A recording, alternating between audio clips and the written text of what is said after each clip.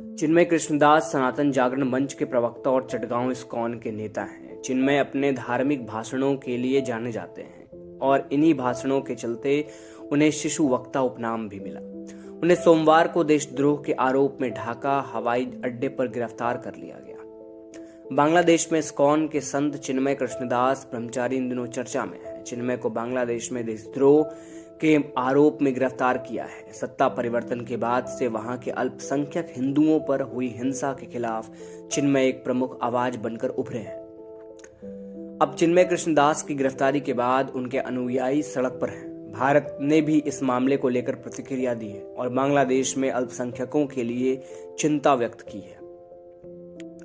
कौन है चिन्मय कृष्णदास ब्रह्मचारी? चंदन कुमार धर, जिन्हें चिन्मय कृष्णदास ब्रह्मचारी के नाम से भी जाना जाता है, सनातन जागरण मंच के प्रवक्ता और चटगांव इस्कॉन के नेता हैं। इस्कॉन चटगांव से पता चला कि 37 साल के चिन्मय कृष्ण ने 8 प्रमुख मांगों को लेकर आवाज बुलंद की। इसमें अल्पसंख्यकों के विरुद्ध अपराध में शामिल लोगों पर मुकदमा चलाने के लिए न्यायाधिकरण का गठन, पीड़ितों को मुआवजा और उनका पुनर्वास, अल्पसंख्यक संरक्षण कानून में लागू करने, अल्पसंख्यक मामलों के मंत्रालय का गठन, शैक्षणिक संस्थानों और छात्रावास में अल्पसंख्यकों के प्रार्थना स्थल और पूजा कक्ष बनाने, हिंदू, बौद्ध और ईसाई वेलफेयर ट्रस्टों को प्राथमिकता देने, संपत्ति हस्तांतरण अधिनियम लागू करने, पाली और संस्कृत शिक्षा बोर्ड के आधुनिकीकरण और दुर्गा पूजा में 5 दिन की छुट्टी की मांग शामिल है। चिन्मय पर देशद्रोह का मामला क्यों दर्ज किया गया? इसी बीच 25 अक्टूबर को चिन्मय और 18 अन्य लोगों पर चटगांव के न्यू मार्केट चौराहे पर बांग्लादेश के राष्ट्रीय ध्वज के ऊपर भगवा झंडा फहराने का आरोप लगा। 30 अक्टूबर की रात को कोतवाली थाने में चिन्मय और 18 अन्य लोगों के खिलाफ देशद्रोह के तहत मामला दर्ज किया गया था।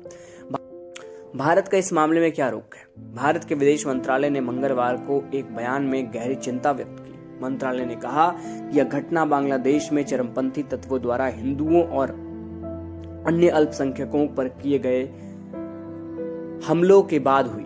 अल्पसंख्यकों के घरों और व्यापारिक प्रतिष्ठानों में आगजनी और लूटपाट के साथ साथ चोरी और तोड़फोड़ और देवताओं और मंदिरों को अपवित्र करने के कई मामले दर्ज हैं। मंत्रालय ने कहा, हम बांग्लादेश के अधिकारियों से हिंदुओं और सभी अल्पसंख्यकों की सुरक्षा सुनिश्चित करने का आग्रह करते हैं, जिसमें शांतिपूर्ण ढंग से एकत्र होने और अभिव्यक्ति की स्वतंत्रता का उनका अधिकार भी शामिल है।